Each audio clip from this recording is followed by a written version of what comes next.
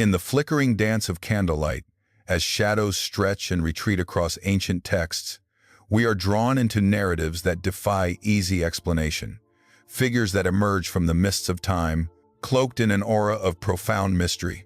The Bible, a tapestry woven with divine revelation and human history, occasionally presents us with a thread so unique, so utterly singular, that it challenges our very understanding of lineage, authority, and divine appointment.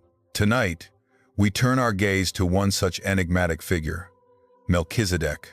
Who was this king of Salem, this priest of God Most High, who greeted Abraham with bread and wine after his triumphant return from battle? What does it mean to be without father or mother, without genealogy, having neither beginning of days nor end of life? These are not mere rhetorical questions, but invitations to a deeper journey, a promise to unearth the profound theological implications of a character who appears so briefly, yet casts an eternal shadow across the sacred narrative. Join us as we explore the enduring mystery of Melchizedek, a king and priest whose story whispers of truths far grander than his fleeting appearance suggests. Part 2. The Deep Dive, a Journey of Discovery. A. The historical and cultural context, a world in flux. To truly appreciate the significance of Melchizedek, we must first transport ourselves to the ancient Near East, a crucible of emerging civilizations, shifting alliances, and diverse religious practices. Abraham, then Abram, was a nomadic patriarch, called by God to leave his homeland and journey to a promised land, Canaan. This was a world teeming with local kings and priests, city-states vying for dominance, and a multitude of deities worshipped across the Fertile Crescent. Monotheism, as Abraham was beginning to practice, was an anomaly. It is in this tumultuous era, around 2000 to 1800 BCE, that we encounter Melchizedek. The text of Genesis places him squarely within this historical landscape, not as an isolated myth, but as a living, reigning figure. Salem, often identified with ancient Jerusalem, was a prominent city, suggesting Melchizedek was a ruler of considerable standing. His dual role as king of Salem and priest of God Most High, El Elyon, immediately sets him apart, signaling a unique authority that transcends tribal or national boundaries. In a polytheistic world, the existence of a priest of God Most High, who is acknowledged and honored by Abraham, the patriarch of monotheism, is itself a profound statement, hinting at a universal understanding of divine sovereignty that pre-exists the Mosaic covenant. B. Decoding the Scripture, the Genesis account and its echoes. Our primary, yet brief, encounter with Melchizedek occurs in Genesis 14:18-20. After Abraham defeats the coalition of kings and rescues Lot, he is met by this enigmatic figure. Then Melchizedek, king of Salem, brought out bread and wine. He was priest of God Most High, and he blessed Abram, saying, "Blessed be Abram by God Most High, creator of heaven and earth. And praise be to God Most High, who delivered your enemies into your hand." Then Abram gave him a tenth of everything. This passage is dense with meaning. Melchizedek offers bread and wine, symbols that would later resonate deeply within Christian tradition. His title, Priest of God Most High, is significant. El Elyon was a recognized Semitic deity, but for Melchizedek to be his priest, and for Abraham to acknowledge this priesthood through tithing, suggests a profound spiritual alignment. Melchizedek's blessing upon Abraham is a priestly act, a pronouncement of divine favor, and Abraham's tithe is an act of submission and recognition of Melchizedek's superior authority. Yet, Genesis offers no genealogy for Melchizedek. He simply appears. This absence is not an oversight, but a deliberate narrative choice, setting the stage for later theological development. For centuries, this brief account stood, a curious historical footnote perhaps, until it was dramatically reinterpreted and amplified in two other crucial biblical texts: Psalm 110 and the Epistle to the Hebrews. Psalm 110:4 declares, "The Lord has sworn and will not change his mind. You are a priest forever in the order of Melchizedek."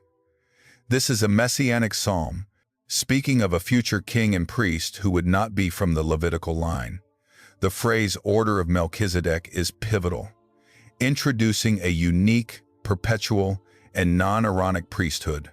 The Epistle to the Hebrews, particularly chapters 5, 6, and 7, expands upon this significantly, transforming Melchizedek from a historical curiosity into a profound theological archetype. Hebrews 7:3 states, "Without father or mother, without genealogy, without beginning of days or end of life, resembling the Son of God, he remains a priest forever." Here, the silence of Genesis regarding Melchizedek's lineage is interpreted not as a lack of information, but as a deliberate symbol of his eternal nature, prefiguring Christ. The author of Hebrews argues that Christ's priesthood, being in the order of Melchizedek, is superior to the Levitical priesthood, which was temporary and dependent on human lineage and sacrificial rituals. C. The hidden theological meaning, a priesthood beyond lineage. The enduring significance of Melchizedek lies in his unique priesthood, which transcends the conventional understanding of religious authority in ancient Israel. Unlike the Aaronic priesthood, which was hereditary, bound by the law, and dependent on animal sacrifices, Melchizedek's priesthood is presented as unbegun, unending, and superior. What does this tell us about the nature of God, of salvation, and of spiritual authority? Melchizedek's appearance prior to the Mosaic Law suggests a divine order that existed before specific covenants and rituals. He represents a universal priesthood, accessible not through birthright but through divine appointment. His name, King of Righteousness, and his city, Salem Peace, connect him intrinsically to attributes that would later define the Messiah. Theologically, Melchizedek serves as a crucial bridge, linking the patriarchal era to the New Covenant. He is a type, a prefigurement of Jesus Christ. Hebrews meticulously argues that just as Abraham, the father of Israel, paid tithes to Melchizedek, acknowledging his superior standing, so too is Christ's Melchizedekian priesthood superior to the Levitical priesthood inherited by Aaron. Christ, like Melchizedek, is both king and priest, and his priesthood is eternal, not subject to death or succession. This better hope, Hebrews 7:19, offered by Christ's Melchizedekian priesthood, provides a direct and permanent access to God, fulfilling and superseding the temporary provisions of the Old Covenant. D. Controversies and theories. Unraveling the enigma. The very mystery surrounding Melchizedek has naturally given rise to various interpretations and controversies throughout history. Was he a mere mortal, a historical king who happened to serve God Most High? Or was he something more? Some early Jewish traditions and some Christian scholars have proposed that Melchizedek was a pre-incarnate appearance of Jesus Christ, a Christophany. The descriptions in Hebrews, without father or mother, without genealogy, align so closely with divine attributes that this theory holds significant appeal for many. If he was Christ, then his blessing of Abraham and acceptance of tithes takes on an even deeper theological resonance, directly demonstrating Christ's supremacy. Other interpretations suggest he was a righteous, Gentile king, specially chosen by God to minister in that specific time and place, demonstrating God's universal outreach beyond Abraham's lineage, even at that early stage. This view emphasizes God's sovereign ability to raise up ministers from unexpected places, illustrating that salvation and divine favor are not exclusive to one nation or lineage from the very beginning. There are also those who view the genealogical silence as symbolic rather than literal. They argue that Melchizedek simply served his purpose in the narrative, and his lineage was not pertinent to the story, much like many minor characters in the Bible. However, the deliberate and theological emphasis placed on this lack of genealogy in Hebrews strongly suggests it is more than a mere narrative omission. The debates highlight the profound nature of this figure.